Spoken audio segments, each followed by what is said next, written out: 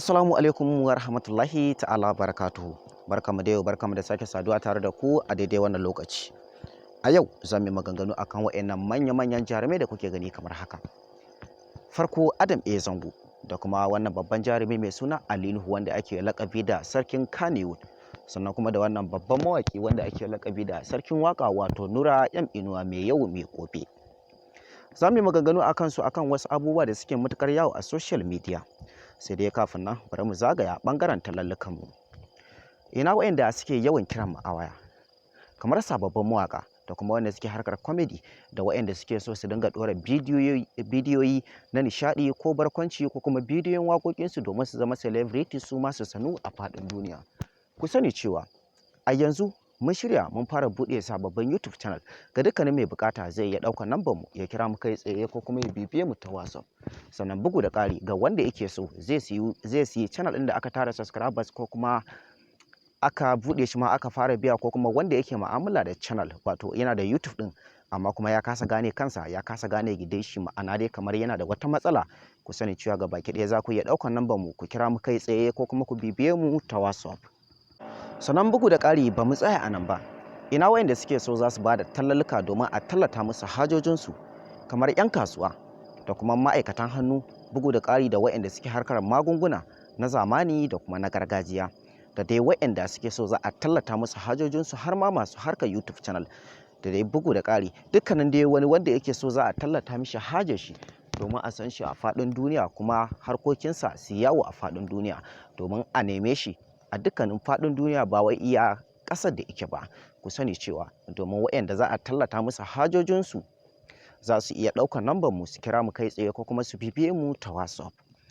Ba mu tsaya a nan ba, ina waɗanda suke yawan yi mana magana kan cewa suna so za a yi musu waƙa kamar waɗanda za a yi musu waƙar siyasa ko kuma waɗanda za a yi musu waƙar soyayya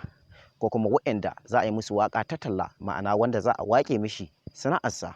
ko kuma wanda za a yi mishi waƙar aure ko kuma dai wata waƙa ta daban. Ku sani cewa za ku iya ɗaukar nambar mu ku kira mu kai tsaye ko kuma ku bibiye mu ta WhatsApp. Sai dai dan Allah mutane muna so mu ja muku kunne kan cewa dan Allah dukkanin wani wanda ya san ba iya wayannan abubuwan da muka faɗa za a yi mishi ba dan Allah dan Annabi kar ya kira mu ko kuma ya bibiye mu ta WhatsApp. Bari mu dawo ainihin abin da ya ajiye mu dangane da wayannan manya-manyan jarumai da kuke gani kamar haka. Wato Nuhu wanda ake lakabi da sarkin Kannywood sannan bugu da ƙari da kuma Adam A. Zango wanda ake lakabi da sarkin rawa kuma sarkin waka sannan bugu da ƙari da wannan babban mawaki wanda yake haskawa ya haska yau kuma yake haskawa gobe kuma mu ce wato wanda ake lakabi da sarkin waka wato Nura inuwa. Akwai maganganu da suke ta matukar yawo a yanzu wanda idan muka bibiye yanayin al'amuran musamman ma idan muka danganta abin da bangaren Nura inuwa idan ba ku manta ba akwai mutanen da suke yawan kiran cewa tsakanin Nura inuwa da kuma Nuhu wato akwai wata takaddama ko kuma akwai wata tsama ko wata gaba da take matukar yawa tsakanin su wanda har wasu ma suke cewa har yanzu wannan gaba ko kuma wannan takaddama har yanzu bata warware ba wato har yanzu tana cin ɗaya daga cikin su ko kuma tana cin su baki ɗaya musamman ma inda wasu suka kara da cewa ba za ka taba ganin Nura inuwa yayi waka Nuhu ya hau kai ba kuma bugu da ƙari ba za ka taba ganin Nuhu yayi abu Nura inuwa ya yaba ba.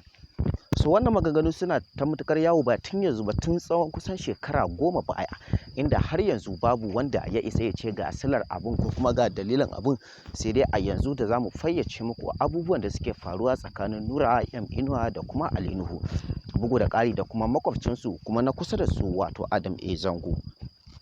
Inda maganganun suna ta matukar yawo ta gefuka daban-daban inda kaɗan daga cikin abubuwan da suke inda wasu abubuwan da yawa akan ce ko mu ce wasu sukan ce Adam A. Zango shine yake ɗaurewa Nura inuwa gindi ma'ana yake ziga shi. Sannan da aka ƙara waiwayawa ma dai ɓangaren Adam A. Zango da nan ma dai sarki Nuhu wanda ake lakabi da sarki mai Kannywood. So shi kansa in ba ku manta ba a shekarun baya nan ma dai akwai takaddama ko mu ce yawan rigingimu da mutane suke yawan faɗa dangane da cewa tsakanin Adam A. Zango da kuma Nuhu suna yawan rigingimu inda da aka bincika ko mu ce da maganganun suka je suka dawo har wasu da yawa suka ƙara da cewa tabbas rigingimun ba kowa ne yake haɗa su ba sai yaran Nuhu wato su ne suke yi wa Adam A. Zango rashin kunya shi kuma shi kansa wato Ali Nuhu ya ki cewa komai kuma ya kasa cewa komai, duk da dai ya san da cewa shi kansa Adam A Zango ɗaya ne daga cikin manya-manyan jaruman da ake matukar ji da shi a masana'antar shirya fina-finai, amma dai ya kasa cewa komai dangane da hakan. Wannan abu yana matukar damun shi kuma yana matukar yi mai ciwo, hakan ne yasa wasu sukan ce yakan mai da martani ta bangarorika daban-daban, inda a wani gefen ma wasu suka kara da cewa Adam A Zango sai da aka kai shi bango, inda yake cewa ya bar Kano kuma ya bar sana'ar Kannywood, ma'ana ya daina harkar fim gabaki daya zai koma Lagos da zama, wato zai ci gaba da harkar waƙoƙinsa kamar yadda ya saba.